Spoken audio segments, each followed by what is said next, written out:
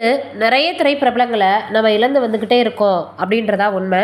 இப்போ அப்படிதான் ஒரு மிகப்பெரிய அளவில் திரைப்படங்களை இயக்கி வந்த இயக்குனர் ஒருத்தர் காலமாகியிருக்கார். ஷாஜி என் கருண் அவர்கள் தான். இவர் ஒரு மலையாள திரைப்பட இயக்குனர், அதே போல் ஒளிப்பதிவாளரும் ஆவார். 1952 பிறந்தவர். 2025 இப்போ காலமாகியிருக்கார். 1988 வெளிவந்த இவருடைய பிறவி திரைப்படம் உலக அளவில் எல்லோராலையும் பேசப்பட்டுச்சு. புகழ்பெற்ற ஒரு இயக்குனராக வலம் வந்துட்டு இருந்தார். இவரால் இயக்கப்பட்ட ஒரு முக்கிய திரைப்படம் கேன்ஸ் திரைப்பட விழாவில் விருதை வென்றுச்சு. மலையாள திரைப்படத்துறையில் ஒரு முக்கிய நபராகவும் பல படங்களை இயக்கியவர், அதோட ஒளிப்பதிவாளர் அப்படின்னு எல்லோராலையுமே அறியப்படக்கூடிய ஒரு அருமையான நபர். இவருக்கு சமீபத்தில் உடல்நலக்குறைவு ஏற்பட்டு புற்றுநோய் வந்திருக்கு. 73 வயதாகக்கூடிய கருண் அவர்கள் புற்றுநோய் பாதிப்பு ஏற்பட்டதுக்கு அப்புறமாக சிகிச்சை எடுத்து வந்திருக்கிறாரு.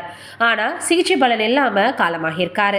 இவருடைய மறைவு திரைப்பிரபலங்கள் அனைவருக்குமே மிகப்பெரிய அளவில் பார்த்தீங்கன்னா சோகத்தை ஏற்படுத்தியிருக்கு. மம்முட்டி, அதே போல் இன்னும் நிறைய மலையாள திரைப்பிரபலங்களை வைத்து நிறைய திரைப்படங்களை இயக்கியிருக்காரு. அதோட இவர் நிறைய விருதுகளையும் வாங்கியிருக்கிறாரு. இப்படி சினிமாவில் மிகப்பெரிய அளவில் உச்சம் தொட்ட ஒரு நபர் உடல்நலக்குறைவால் காலமாக இருக்காரு அப்படின்ற செய்தியை கேட்டு எல்லோருமே பார்த்தீங்கன்னா ஆழ்ந்த இரங்கலை தெரிவித்து வந்துட்டு இருக்காங்க. நம்மளுடைய சார்பாகவும் ஷாஜி அவர்களினுடைய ஆன்மா சாந்தி அடைய கடவுளை வேண்டிக்கலாம். இது ஒரு பக்கம் இருக்க, சமீப காலமாக அதிகமாக பேசப்பட்டு வந்துட்டு இருக்கக்கூடிய ஒரு விஷயம் எது அப்படின்னு பார்த்தா டிஆர் அவர்களை பற்றி தான். ஏன்னா ஒரு காலத்தில் தான் படிக்கக்கூடிய காலகட்டங்களில் அவ்வளவாக அவருக்கு திரைப்படத்தின் மீது ரொம்ப ஆர்வம் இருந்தது கிடையாதான். எப்போ 16 வயதிலே இது போன்ற நல்ல நல்ல திரைப்படங்களை அவர் பார்க்க ஆரம்பித்தாரோ அப்போவே தனக்கும் படம் எடுக்கணும் அப்படின்ற ஆசை வந்திருக்கு. அதனால் உறவினர் ஒருவிடம் போய் உதவி கேட்க, பணம் கேட்க என்ன சொல்லியிருக்காங்கன்னா, நீ எல்லாம் மூஞ்சிக்கு தாடியை வச்சுட்டு எங்கே போய் படம் எடுக்க போகிற, போ அப்படின்னு சொல்லிட்டு ரொம்ப ஏளனமாக பேசியிருக்காங்க. அன்னைக்கு அவங்க அப்படி பேசியிருந்தது தான் அவருடைய மனதில் ஆழமாக பதிஞ்சிருக்கு. எப்போ நீங்கள் என்னுடைய தாடியை ரொம்ப ஏளனமாக இழிவாக பேசுனீங்களோ அதை வச்சே நான் படம் இயக்கி படம் தயாரித்து படத்தில் நடித்து நான் காட்டுவேன், ஒரு நடிகராக வருவேன் அப்படின்னு மனசுக்குள்ளே அது ஒரு பெரிய பார்த்தீங்கன்னா கொள்கையாக வச்சுட்டு தான் சினிமாவுக்குள்ளே வந்தாரா.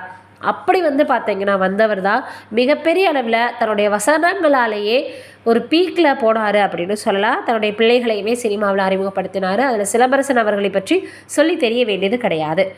இப்போது இவருடைய சினிமா ஆசை வந்ததற்கும் அதே போல் அவர் சினிமாவில் வெற்றியடைந்ததற்கும் காரணம் என்ன அப்படின்றத சமீபத்தில் ஒரு பிரபலம் தான் ஷேர் பண்ணியிருக்காங்க. ஏன்னா அவர் தான் எனக்கு ரொம்பவே டிஆர் அவர்களை பிடிக்கும், இப்படியெல்லாம் அவருடைய வாழ்க்கையில் சில பாதைகளை கடந்து வந்திருக்காரு அப்படின்னு சொல்லியிருக்கிறாரு. இப்போ இருக்கக்கூடிய இளைஞர்களுக்கு இது மிகப்பெரிய ஒரு விஷயமாக தெரியும். இவரை பற்றிய இந்த விஷயம் ரொம்பவே இப்போ சமூக வலைதளங்களில் வைரலாக பரவி வந்துட்டுருக்கு. நீங்கள் என்ன நினைக்கிறீங்க டிஆர் அவர்களை பற்றின்றதை மறக்காமல் கமெண்ட்டில் சொல்லுங்கள்.